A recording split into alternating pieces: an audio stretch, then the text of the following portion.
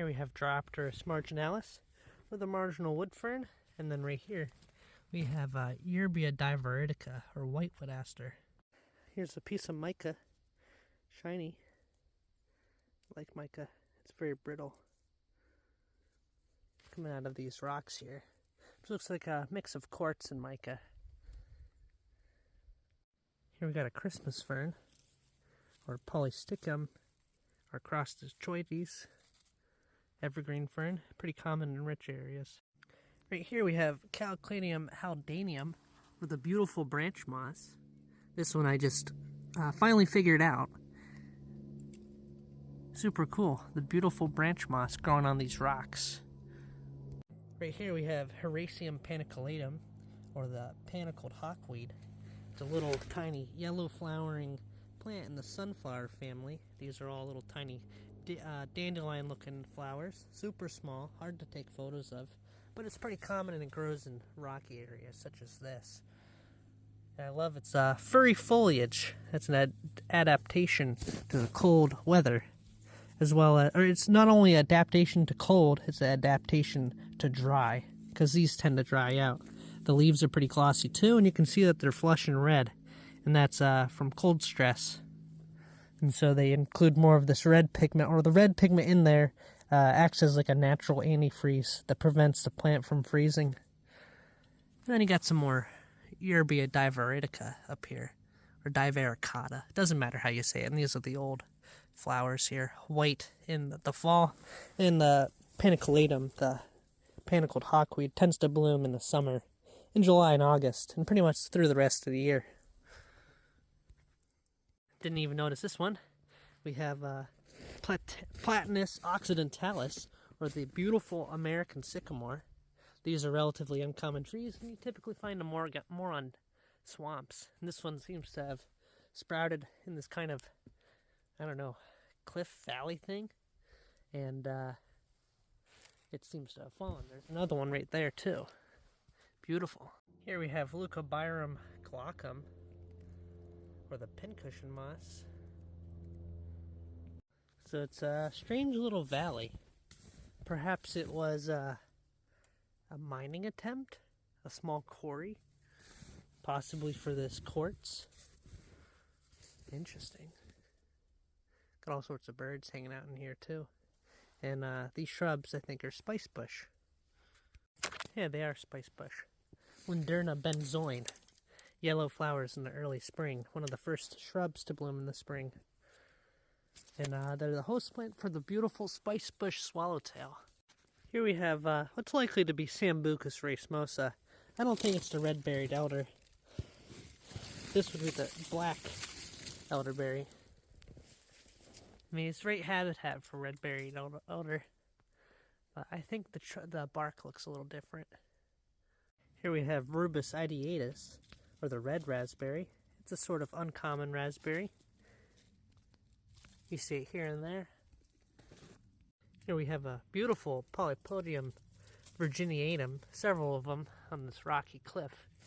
And here's another common one. That's more Christmas fern there. You can see how they're different. And then you have the other evergreen fern, which is Diropterus marginalis.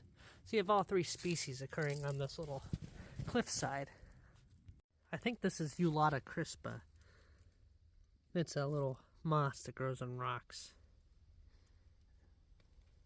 But also could be a type of dicranum. I'm pretty sure it's a Eulata though. Eulatas end up being small bunch mosses. Dicranums tend to cover larger areas. Some very shiny mica right here. Or is it quartz? Well, it's micaceous quartz. You can see it all. Look at that. Reflective and beautiful. Very nice. That's cool.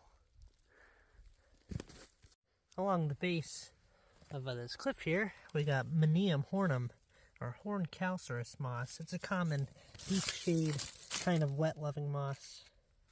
And this is a leaf of a chestnut oak, Quercus montana. Here we have Acer or the sugar maple. Beautiful tree. These need rich conditions, so it's cool to see. Here's the remains of a massive pasture oak. You can tell it was a white oak by the remaining bark. This thing's probably 6.5 feet around. That thing's huge. It's too bad it died. They chopped it down, or they chopped all the branches off. Here we have Betula papyrifera, or the paper birch, with its kind of peely white bark. They are first succession trees, and I don't typically see them doing too well, at least around here. Typically, black birches like this grow a little bit faster and taller. They're a first succession tree, so they don't like the shade. Black birches can take a little bit of shade, though. So ultimately, these will eventually die. And that's just kind of how it usually goes with them. Same thing with the red cedar. Up north, you can see entire thickets of red cedar and white birch. I need to do a lot more hiking up north, but I never get the chance to. Or I haven't given myself the chance to. Here's some younger first succession Liriodendron, or tulip tree. They call it the tulip tree because it looks like the flower kind of looks like a tulip, but it's actually in the magnolia family. And you can see all those kind of bunches. Those are all flowers from last year, dropping these little wind-blown helicopter seeds.